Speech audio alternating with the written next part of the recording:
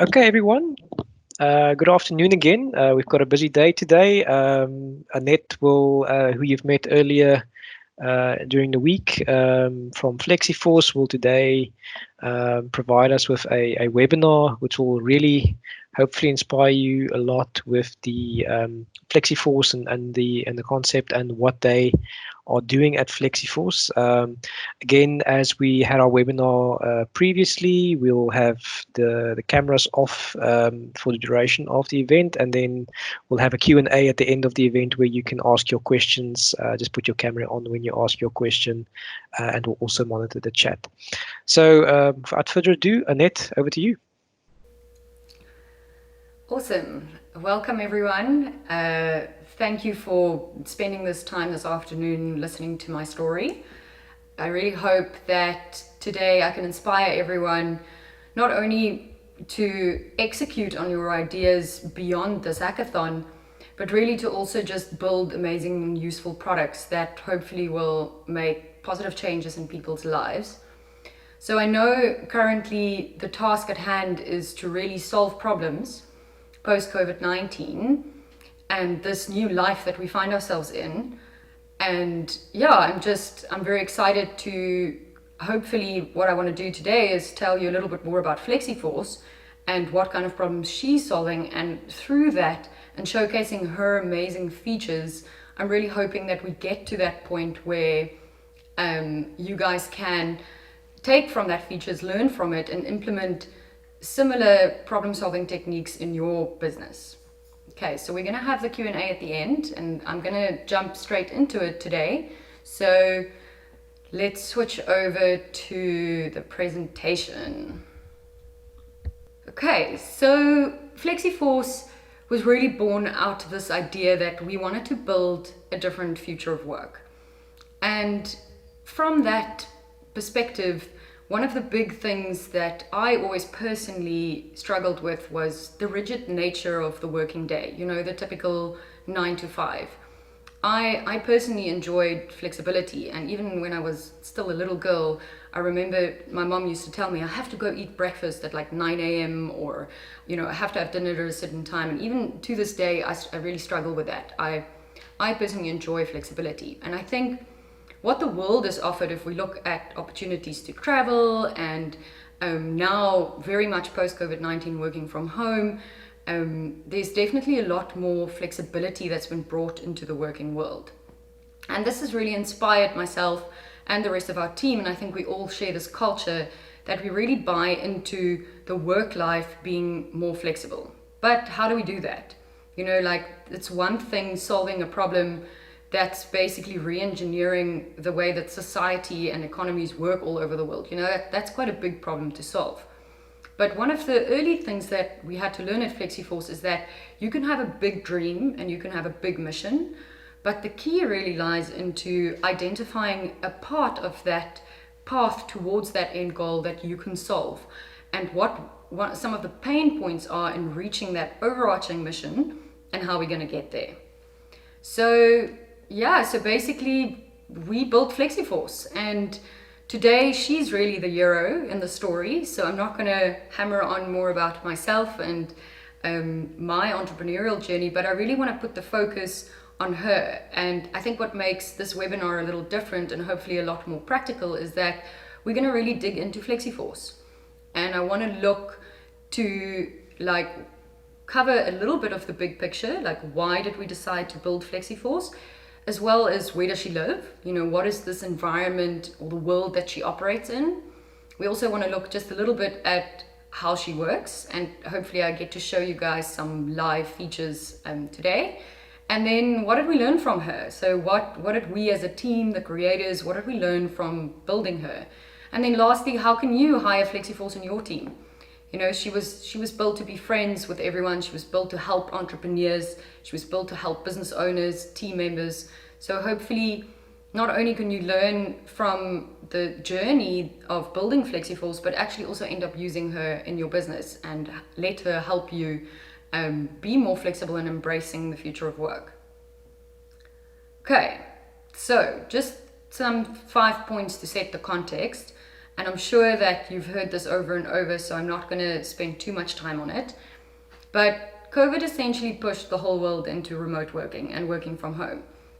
So we're a fully remote team. We've been working remotely for quite a long time, and we'll share a little bit about that in our learning section. But the most important part is that this has indirectly and directly influenced the adoption of software tools. So I'm pretty sure that everyone has seen some of the statistics. If not, just go Google it. But the adoption of online tools like Zoom and Microsoft Teams, they've all skyrocketed in the last couple of months as many businesses are forced to work without office space.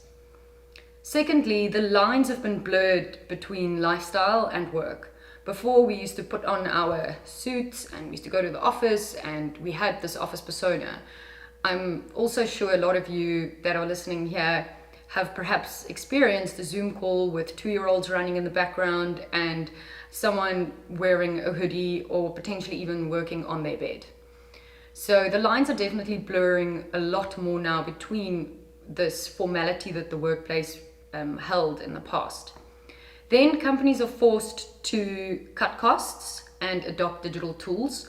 So unfortunately, this is part of a recession. We've all seen the massive amount of retrenchments, and although we're really sad about people losing their jobs, we always have to remember that the companies that are making the hard decisions right now and that are looking towards software to automate will be the ones that will thrive in the future and in the now.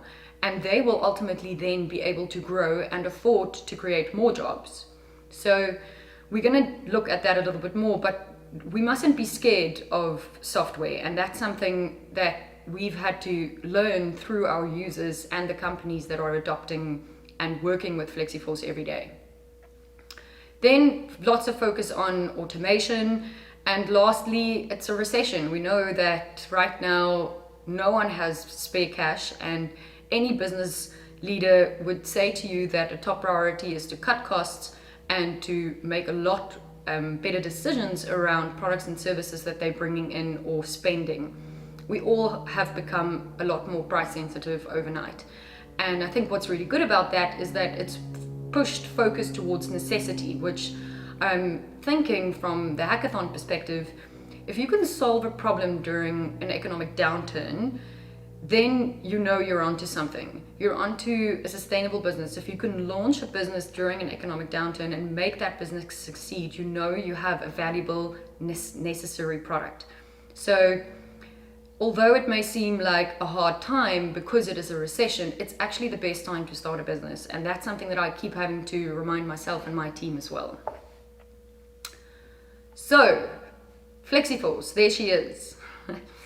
Why did we build Flexyforce? This is a very good question. I sometimes still ask that question myself. And I think as an entrepreneur or a founder, as you building your business right now, you're going to continuously asking yourself that question. It's something that you're going to refine over time. And in times where it gets tough, you have to keep reminding yourself of the purpose of why you're doing it. And yes, of course, you know, we build businesses to make profit, to employ people, to scale, to solve problems, but ultimately you need a purpose that's a little bit bigger than profit.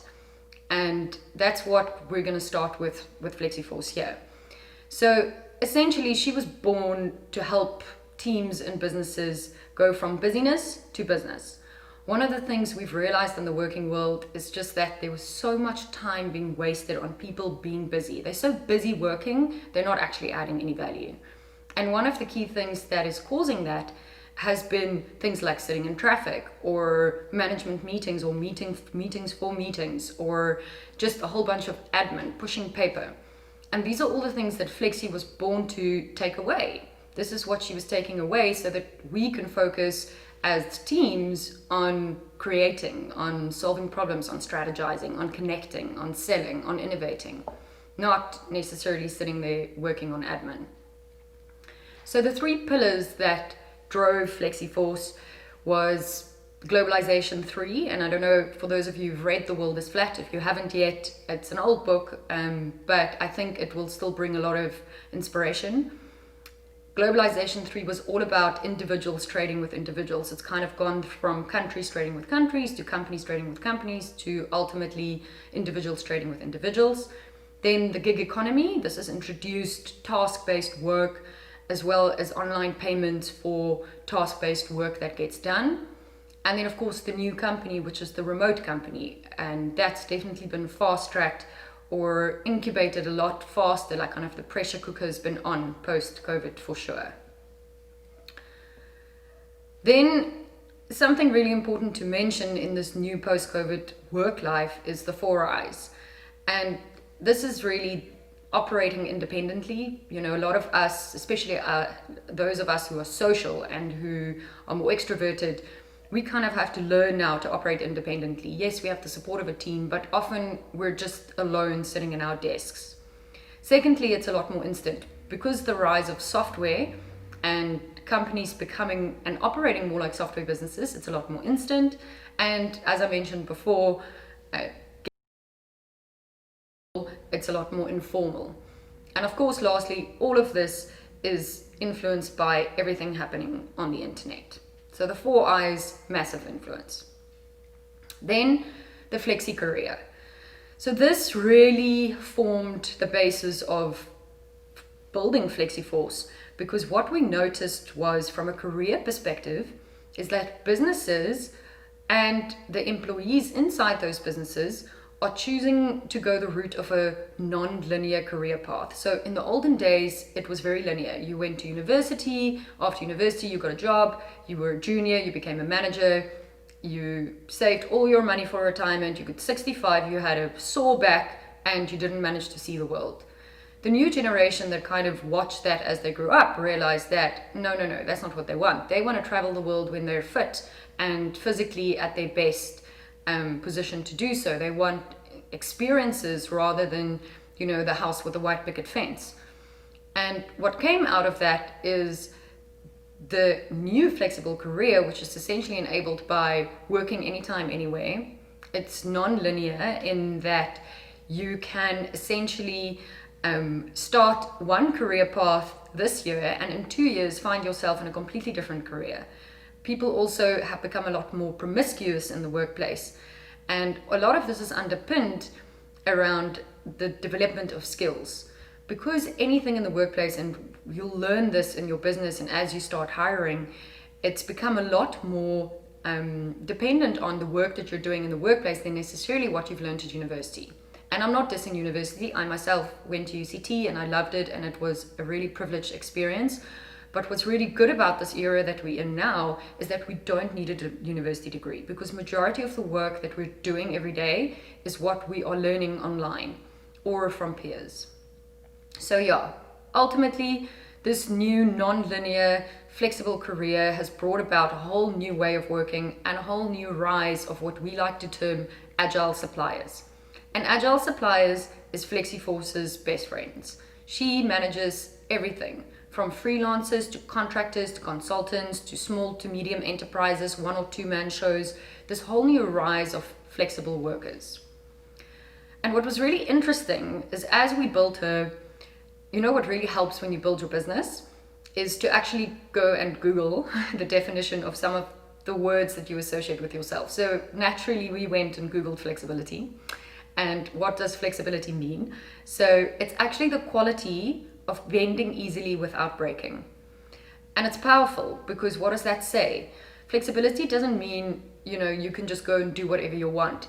It's just allowing you to change and bend, but within structures. So we don't want to break down the way that businesses are working completely, but we do want to help them to just be more flexible. And this is what we learned from having such a strong flexibility ethos that we essentially built Flexyforce on. Okay, then the last question or pillar as we look in this environment at a broader ecosystem that Flexyforce lives in is she's a piece of software. And no future of work talk would be a future of work talk if someone doesn't ask the question, will the robot take my job? As I touched on earlier, it depends how you look at it. We personally believe that it won't take your job, it will save your company. And by saving your company, it will actually give you your job. So it's just a different way of looking at it. And something else that we're really passionate about, and that is one of the fundamental pillars that Flexyforce was built upon, was human creativity. We believe that the rise of technology and software like artificial intelligence and robotics is forcing us as humans to tap more into our creative skills. And more, I believe we are going to see that in the future. We're using technology as an enabler, but it's forcing us to be more creative and develop skills that's innate to us as humans. So, on that note, Flexyforce was born, and she was really there to help teams spend less time on admin and more time on impact, creating, selling, innovating, growing. Those are the things that she ultimately brings to a business by improving a lot of the business processes safely in her cloud. Okay, so where does Flexyforce live? So Flexyforce is software as a service. It's a software as a service product, and it lives in a cloud. But something we always like to add to that, just to make her very real, is that work has become kind of like a state of mind. You know, you log into Flexyforce just like how you nowadays log into work. It used to be this place where we go to, like, I'm going to work, as in I'm going to the office. But a lot of people are no longer going to work, but they're going to their home office or they're going to their desk, but ultimately they're logging in. So that's really the shift that is brought about in this whole new office that Flexyforce lives in. And we like to call it the smart office, because the office, as you can see here, is made up of all different software as a services. And you guys may recognize some of these icons and already use it in your business. We use a lot of Slack. We have different project management schools. We use Xero as our accounting system. We use a software system called Zapier. We use Airtable. We use obviously the Google Suite, and all of these different software systems talk to each other. So when you start hiring Flexyforce to join your team, Flexyforce essentially becomes a tab in your browser. And it's every morning you open up Flexyforce and you can see what's going on with your suppliers, who needs to get paid, who's working on what, who's available to do some work for you. She's really that administrator inside your browser, and she lives inside the smart office. And if we have to get very practical about it, it's really living real time inside your browser, similar to how Slack has become very useful in the office environment, in that we're saying nowadays, just Slack it to me. It's pretty much become the same as Google it. Just Slack it to me. It's quick, it's fast, it's instant. You can have short iterations, and most importantly, you're getting away from an email. Email is what really troubled us in the workplace. Things were slow, specifically when managing all these flexible workers and agile suppliers. We found that we spend a lot of time on email, backwards, forwards, briefs, details, getting banking details, getting quotes, getting invoices. It was just so much time being wasted on email. And there had to be more efficient ways to essentially do that. So, yeah, so what was the final point on this environment, or this office that Flexyforce finds itself in, is that we have to unlearn. So as a founder, and now speaking just about myself, building Flexyforce in this pure remote team environment demanded completely different leadership styles. We had to be transparent, we had to trust, we had to have flexibility, and it really taught me as a leader to try and embrace completely different leadership styles, and I'm still learning every day. And I think that's going to be a big challenge for leaders of the future. So yeah, Flexyforce, how does she work? Okay, so I think we've touched on the fact that there's a network of suppliers, and pretty much know that that can be anyone from a small to medium enterprise to a individual, either a provisional taxpayer, a payroll contractor, or a VAT registered entity. But the key is that there's a relationship that needs to be managed. And when looking at managing this on-demand style workforce, what we'll find is that it's incredibly filled with administration, because you essentially have individual work arrangements. So Flexyforce was built to help make that entire relationship from onboarding to payment to contracting to booking task-based jobs, everything seamless within one platform. And that's really why we're going to look at her top features today, and it's all based on being fast, being flexible, and being friendly. Okay, so the first part of the system is where you're able to customize your account. So I'm going to just swap over, and I'm hoping that you guys can see this and that someone will shout at me if you can't. But essentially, you can just go to flexyforce.com. This is where you log in, book a demo, or sign up. And once signed up, you get to an onboarding screen, which is where it shows you how to set up a company profile. You can invite your colleagues. And one of the first things you want to do is customize your company, and that you do under settings. So user management is really important for you guys when you build your products. It's often something that gets forgotten, but it's really important because it's all about how the users are going to use your product. And if you're building a B2B software, so if your product is for a business, how are those users going to have different permissions in the environment that they operate? So this is where you can allocate various permissions to different users in the company. This is also where you can do any kind of customizations, and you can also allocate labels as tags. So one thing that we really stood for by Flexyforce is that we wanted to make the product as flexible as possible, and that meant that we allow users to customize it to suit their account. So even the reporting or the tagging function, you can do all of that within your own environment and configure it and set it up in less than an hour, and you don't need a computer science degree for it. Okay, the next main killer feature is the faster self-service supplier onboarding. So for those of you that have potentially ever onboarded suppliers or freelancers, is that it can take long. Sometimes at some corporates you can even take 3 months to get paid. So Flexyforce is a self-service product. In Afrikaans there's a really nice saying that says baie hande maak ligte werk, and it essentially means that lots of hands make very light work. So what this self-service functionality means is that the account gets created by each supplier, and they've got their own account, and they've got control and visibility of all their own data. So if they no longer want to share their private data with the company that have invited them to join their network, they don't have to. And what's nice about it is that you also set up your own account as a supplier according to your tax status. So either you're an individual or you're a business. The next feature is, of course, that it's beautiful database management. So one thing that was really important to us at Flexyforce, and what we really wanted her to stand out, well, firstly, she's a female and she is a beautiful piece of software, and we wanted Flexyforce to not only be useful, of course utility comes first, but we did want her to be beautiful and a pleasant experience. So if you look at her database management part, so this is where you basically have all of your suppliers, you can see here that it looks nice. It doesn't look like an old school database that when you have to do this admin, you just kind of have a headache. Some of the B2B or work software tools that are out there that I've used in my past, it just made me feel like, oh, I don't feel like working. Where now I log in and it's pretty. I've got different views.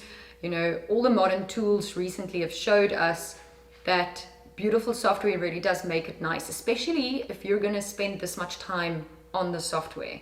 And this brings me back to the smart office. Before, we had beautiful plants and books and nice coffee stations in the office. In fact, my first job, I was like very set on being in a nice office. Now I'm spending so much time online, and a lot of the workflow and the processes are online, that I want to be in an environment that's pretty, that makes me feel light, and that I'm like, oh cool, I actually like logging onto Flexyforce, and admin doesn't seem that hard anymore. So yeah, this is where obviously you can track your suppliers, you can invite them, you can see who's signed up, you can verify them. There's also really nice filters where you can allocate all the different tags to it. In terms of building the product, what we've learned, and I can't iterate this enough, is that you can very soon go down the rabbit hole of building things that people aren't going to use. So your users are your tour guides on this great adventure up the mountain. And we've made that mistake. We've built things that no one's used before. And then we basically had to like sit with spaghetti code that we had to figure out how to like get to a point where we realized that actually what we needed was a lot simpler. What users wanted was a lot simpler. What Flexyforce is supposed to do for users was a lot simpler than what we initially imagined. So even though as product developers and creators, we use our imaginations, we have to allow our imaginations to be guided by the users. And that's one of the most important things in building really useful products and ultimately products that will scale, is if what we build in the product is super useful. And on that note, my favorite and what I believe is Flexyforce's one of her most useful features is contracts. So you know the days of paper contracts, hopefully that's all done, but you also know the days of where you have to sign an NDA or send out multiple NDAs to suppliers that you want to work with. Now you've got a nice template. Flexyforce has it right there for you. She's ready to send it out. All you have to do is go and input the suppliers. You can also send that NDA to more than one supplier at a time. And because all the data is digitized, that contract immediately gets sent to those suppliers, and because they have their own accounts, they can log in and they can accept the contract. You can obviously also create your own content, or you can upload a PDF document and send that contract off. Okay, so the heart of Flexyforce, we'd like to call this her magic sauce. Flexyforce is built as a live booking engine.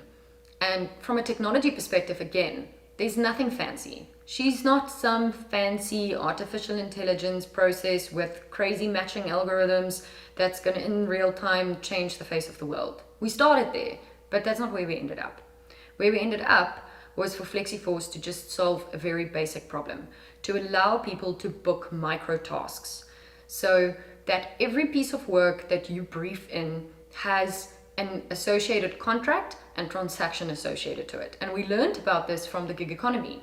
We realized that if we're going to work with a lot of people in a gig fashion, and that's where the world's going, then Flexyforce is going to have to be that booker.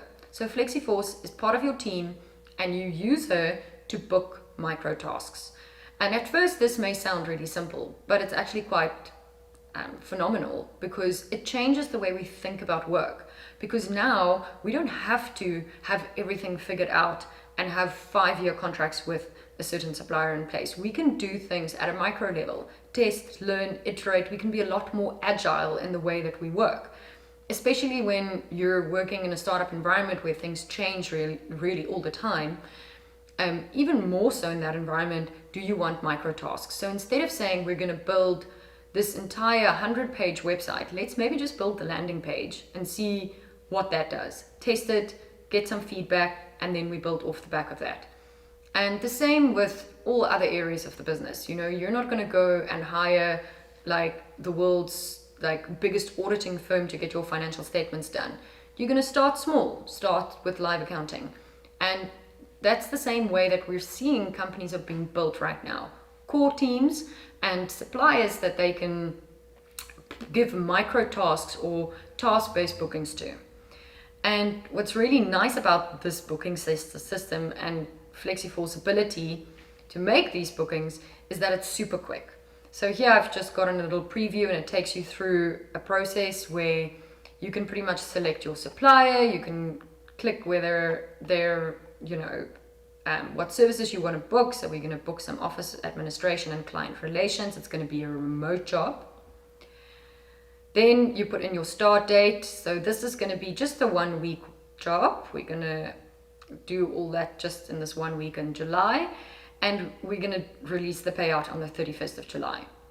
What's really nice about this payout date and setting a payout is that you set the expectations with your suppliers. Often suppliers are just companies like yourself, and they need to manage their cash flow just like how you're going to have to manage your cash flow. And the best thing you can do for the relationship is to have clarity on that payment date. And this is really important when you start managing multiple suppliers. to be very clear about when they're going to get paid, because otherwise your finance team, or often you the founder or someone in the team, is going to sit on the phone the whole time having to explain to people why they didn't get paid when they thought they were going to get paid, or when they are going to get paid, or you're going to end up sitting making payments every day. Again, spending time on useless admin instead of growing your business or building your business. So she takes away all that admin. Then you can book units. So this could either be hours, days. You can have a custom unit. So let's say you wanted to get a logo designed. Then you can say you're going to logo design. So let's say you are getting multiple logos designed, like 5 logos. And it's going to be 3,000 Rand per logo. Then you know that the payout is going to be 15,000 Rand. And that's essentially the cost of this work. What's really nice about it is that it also doubles up as a brief. So here Flexyforce takes all the discussions that you've had. Maybe you've had a discussion on Slack. Maybe you've got a Google Doc. Maybe you have a WhatsApp conversation somewhere. You know, we all know that nowadays work gets briefed in multiple ways, and this is where it all gets pulled together. It's inside the booking, it's linked to the terms and conditions, and it's linked to the payment. So not only can you do quality control, but you have everything in one place. So you don't have multiple Dropbox folders all over the show that again just wastes time. So yeah, this is where you essentially define the work, the terms, any kind of internal processes, and I'm not going to go through all of it because I'm just cognizant of the time, but you see how easy it is to really make a booking on Flexyforce. Then other core feature is the real-time payroll and payout management. This is groundbreaking. I don't know if anyone has ever used normal payroll systems, but it doesn't cater for this new future of work. It essentially forces you to upload, download, employ, unemploy, employ, unemploy. You can't just like run an automated payroll. So Flexyforce takes that into account, and if you really want to slay your admin, you can also outsource your entire payout function to her through a credit system where you upload credits into the system and she does your payments and your tax administration on your behalf. So all you have to do and all you have to focus on is to make sure that you're making enough money to pay your suppliers, to ensure that you're making a profit and that your business is bringing money in. Or if you're still in the funding phase, to make sure that you're managing your burn. A lot of startups fail because they're not managing their burn properly, and we've almost gone to that cliff of underestimating what it will take to build the software and running into burn management problems because we didn't have a clear view of our cash flow and our projected spend. Which brings me to her next amazing feature, which is where she can at any point in time, in real time, show you exactly how much money have you booked or committed to or have you spent. So accounting systems are fantastic, but they're retrospective. So once I get my management accounts, it's actually a little bit too late. Budgeting and forecasting is something we all say we do, but as creators, we find it difficult to sit there on Excel spreadsheets the whole day keeping track. That's why Flexyforce is there. She helps you to manage your spend and have very clear control and visibility, most important, visibility of the committed spend that you have committed with your suppliers or your on-demand workforce. And that's Flexyforce. If anyone wants to meet her in person or become her friend, they can just go onto flexyforce.com and book a demo. So you just go onto flexyforce.com and you can book a demo from her Calendly. So what did we learn? 5 biggest learnings from building software. The number one is that it's alive. And I'm sure that you guys as part of the hackathon know even more than I do about this. But it's a living organism. There's no such thing as a finished piece of software or a finished product or a finished business. You are constantly innovating and everything is alive and interdependent and has an impact on other pieces, which is why it's so important to not rush. So yes, we are a business and you have competitors and it's important to race and it's important to want to win the race, but not rushing. Some of the biggest mistakes we've made was to rush, and that costed us both resource money, and by resources meaning people, marketing, lots of costs that we incurred by rushing, wanting to get to market, wanting to do everything as quick as possible, and that's going to cost you money. So the key is to stay in the race and to make sure that you're winning in the race, but do not rush, because rushing costs us money. We are global, but we test local. I think it's 2020, the world's flat, we all work in software, it's a global playing field. Of course, there are some businesses like the bakery that's very local, but then maybe you will have global recipes. So the point here that we've learned is that we're competing with global businesses. This is not like we're just competing with local businesses. Our competitors are on the internet, and the internet can be accessed from anywhere. So if you're building a software business, get it into your mind, you're building a global business. You have to adhere to global standards, and you have to think about how you're going to scale globally. But not from day one. You're going to test locally, and you want to get very involved, committed, early adopting user groups that can start testing your product. If you're able to get that in different regions, by all means, do it. That's another mistake that we made, that I wish that we introduced Flexyforce into different markets a bit sooner to get even more feedback at a global scale. But now we're going into strategy talk. Number 4, avoid the Insta hype. Very quickly you can get lost into Insta, and you kind of get two kinds of Insta hypes, positive or negative. Either people are going to keep telling you, oh my gosh, it's amazing what you're doing, it's incredible, we love your idea, we love it, and then you start getting like a bit hyped up because you're like, oh my gosh, what we're doing is amazing, and then we take our finger off the pulse in terms of knowing that we're still young, we're still learning, we still have to make sure that we have to assume that what we're doing is actually not the best right now. That's what we're working towards. The other one is that people are super negative, the haters, and they're going to tell you you're absolutely crazy. How can you dare do this? The world, no one, this is how many times I've heard, no one is going to work remotely. Annette, you with your flexi working, that's never going to happen. And look where we are today, only a year or two later. So don't get wrapped up in the Insta hype. Stay focused on your purpose, stay focused on your mission, and make sure that you have clear goals that you're reaching and celebrating the goals that you achieve, and change direction where you've made mistakes. And then, unlearn leadership styles. Luckily, I think a lot of the guys in the hackathon may be still very young, and maybe you haven't been exposed to old school leadership styles like how I have in the early stages of my career. But you're going to have to unlearn quite a bit, especially if you've come from being a full-time employee and now you've taken on this responsibility to be a founder and a leader and an entrepreneur, and potentially you're going to be responsible for other people's earnings as well as other people's money. There's a lot that you'll have to learn at an emotional level, but also unlearn from some of those dependencies or that employee mindset of doesn't really matter how much you work, you still get that salary at the end of the month, where here you're really taking on a lot of responsibility to provide for those in your team, but also those in your ecosystem. So how can you get Flexyforce on your team? So Flexyforce is a lady and she loves beautiful things, so naturally she's on Instagram. So please go and follow her on Instagram. You'll see that she's quite new to Instagram, but this is where she's going to build her following. And of course, you can just go to flexyforce.com, where you can go and sign up. You can book a demo. You can also just call me directly. I think all of you have my number. If you want to know anything more about Flexyforce or how we built it, or some more of the challenges that we ran into, we're always here to share our story and her story.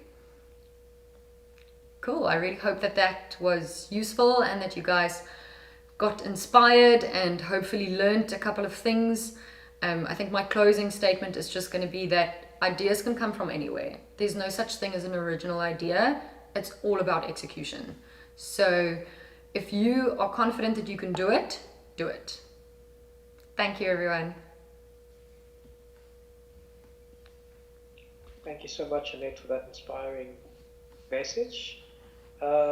Is there any questions that you guys would like to pose to Annette? In terms of your business, Annette, obviously this speaks very much to a business-to-business proposal. How did you, when you started this, go about deciding, do I do this as a platform I can sell to others, or do I become the platform and have the freelancers on my platform, and I'll be able to provide them to other organizations? Very good question. So the early version of Flexyforce, or the first business, was actually called Flexi Skills, and we did create a job marketplace. We very quickly realized that there was some problems with that. So it was in the early, it was kind of like where the gig market or the gig platforms were already starting to saturate. So you would have to compete against Upwork and Fiverr and a lot of these very established companies with lots of money and tons of engineers. So from a product perspective, it would have been really difficult to compete. The other option was then to go smaller and go niche, but the market size in South Africa in particular was just not small enough, was just not big enough for that to be a long-term sustainable business. Especially if you wanted to, build a globally scalable business. If you wanted more of a lifestyle business, then there's still opportunities in the local markets. But it kind of felt a little bit like trying to build Facebook and Twitter in 2007. You're just really up against established companies. And what we did realize by going through that process is that companies had other problems. They had problems with the admin. So all of a sudden, those that were early adopters of these gig platforms, they had logins on every platform, they had relationships with different freelancers, they lost track of who designed what, they wanted changes, they didn't have IP, they didn't have loyalty. So we realized that there was actually another problem that hasn't been solved, and where there was a bigger market opportunity, and it was also just better timing to get that software into companies, and that was part of the strategic reason for the pivot. So to build on the previous question, regarding commercials, obviously one of the key decisions to make in the early stage as well is how will you commercialize your product, or how will you decide in terms of a platform like this, what's the best model to use in terms of how do I actually create a revenue model for myself? And just your thoughts in terms of how one approaches that problem when you're starting a new business. Yes, I think this is where it really helps if you have a simpler product. And I often envied other entrepreneurs or other business models. I also have a little tea business that I was working on, and that was just a lot easier to come up with the unit economics, because you essentially have input costs and then you've got output costs, and you can kind of figure out how much you need to price the product for in order to make the right margin and in order to distribute it. It was just a lot simpler. Where I think in the software world, or when you work in innovation, pricing and coming up with that business unit business model is a lot more challenging. But I think from my perspective, there were two things that I work towards. One is to try and earn cash as soon as possible, so to make sure that there's revenue streams that we can switch on from day one and add value to make sure that people will pay for it. And then the second thing was to ensure that the business model leans itself towards future revenue streams, that at scale we can open up alternative revenue streams to further grow the business into the future. And in the early stages, the best thing we actually did, without even really intending to, is we went and got these pilot clients. So we essentially went and tested whether someone will be willing to pay for it. And instead of giving the software away for free, to say, okay, here it is, it's for free, tell us what you think, we wanted to also test whether someone would be willing to pay for it and how much will they be willing to pay for it. So I don't know if that answers the question. It's difficult to say exactly on how to build unit economics, because business models are different, but philosophically I think those two things is what really helped us. And it's still iterating. Pricing is something that we're constantly improving on.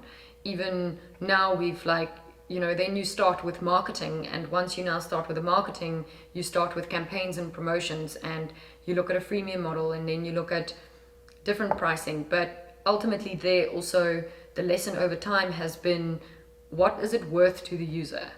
And if you can figure that out, like what is the user willing to pay for it, then you're in a very good position. Excellent. Okay. Well, Annette, I think thank you so much. It was really inspiring listening to your journey and seeing also a very very polished product in action. And thank you so much for taking the time today to have a discussion with us. And we wish you all the best on your product and look forward to working with you further in the duration of the event.